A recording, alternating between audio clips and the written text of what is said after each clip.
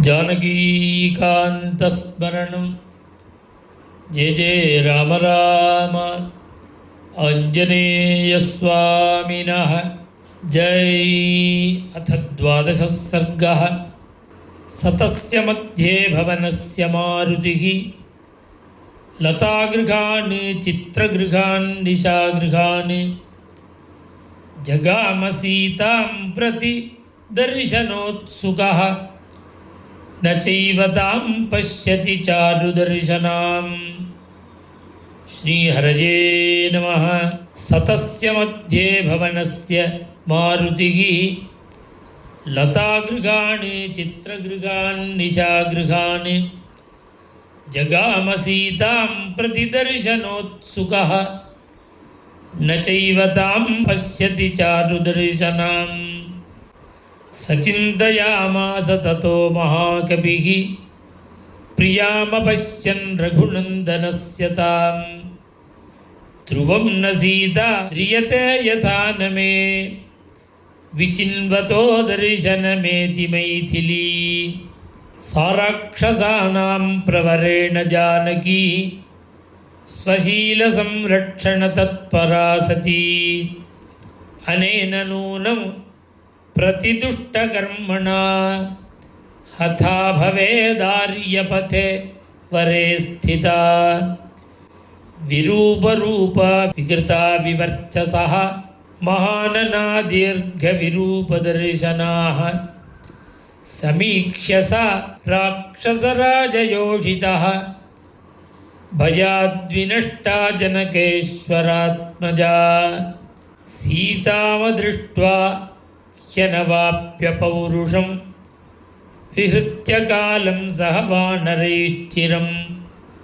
न मेऽस्ति सुग्रीवसमीपगा गतिः सुतीक्ष्णदण्डः बलवांश्च वानरः।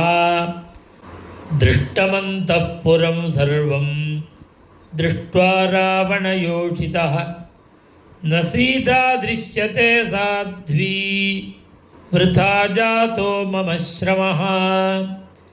किन्नु मां वानराः सर्वे गतं वक्ष्यन्ति सङ्गताः। गत्वा तत्र त्वया वीर किं कृतं तद्वदस्वनः। अदृष्ट्वा किं प्रवक्ष्यामि तामहं जनकात्मजां। ध्रुवं प्रायमुपैष्यन्ति कालस्य व्यतिवर्तने। किं वा वक्ष्यति वृद्धश्च जाम्बवानङ्गदश्च सः। गतं पारं समुद्रस्य वानराश्च समागताः। अनिर्वेदश्रियो मूलम् अनिर्वेदः परं सुखम्। अनिर्वेदो हि सततं सर्वार्थेषु प्रवर्तकः। करोति सफलं जन्तोः कर्म यत्तत् करोति सः। तस्मादनिर्वेदकरं यत्नं चेष्टेहमुत्तमम्। भूयस्तावद्विचेष्यामि न यत्र निजयः कृतः। अदृष्टांश्च विचेष्यामि देशान् रावणपालितान्। आपानशालाः विविधाः तथा पुष्पगृहाणि च चित्रशालाश्च विजिताः। भूयः क्रीडागृहाणि च निष्कुटान्तररथ्याश्च विमानानि च सर्वशः। इति संचिन्त्य भूयोऽपि विचेतुमुपचक्रमे। भूमिगृहांश्चैत्यगृहान् गृहातिगृहकानपि उत्पतन् निपतंश्चापि तिष्ठन् गच्छन् पुनः पुनः।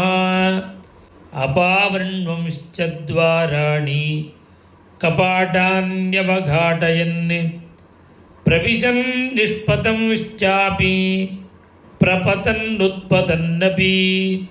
सर्वमप्यवकाशं स विचचार महाकविः चतुरङ्गुलमात्रोऽपि नावकाशस्य विद्यते रावणान्तःपुरे तस्मिन् यं कपिर्न जगामसः प्राकारान्तररथ्याश्च वेदिकाश्चैत्यसंश्रयाः दीर्घिकाः पुष्करिण्यश्च सर्वं तेनावलोकितं राक्षस्यः विविधाकाराः विरूपाः विकृतास्तदा दृष्टा हनुमता तत्र न तु सा जनकात्मजा रूपेण प्रतिमा लोके वरा विद्याधरस्त्रियः दृष्ट्वा हनुमता तत्र न तु राघवनन्दिनी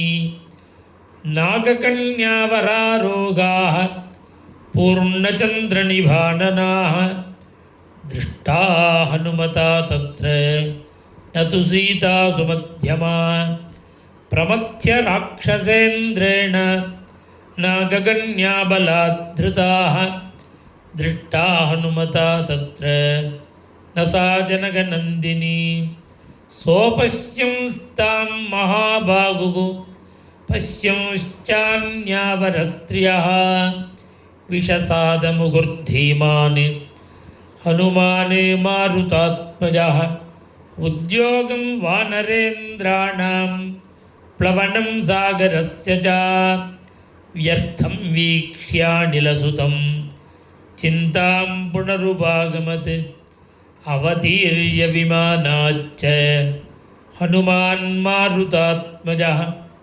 चिन्तामुपजगामाथा शोकोपगतचेतनः श्रीहरये नमः।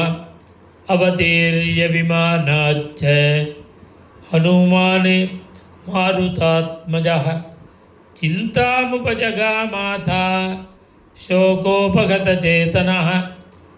इत्यार्षे श्रीमद् रामायणे वाल्मीकीये आदिकाव्ये सुन्दरकाण्डे हनुमद्विषादो नाम 12 सर्गः। श्रीहरये नमः। जानकी कान्तस्मरणं। जय जय राम राम। आञ्जनेयस्वामिनः जय।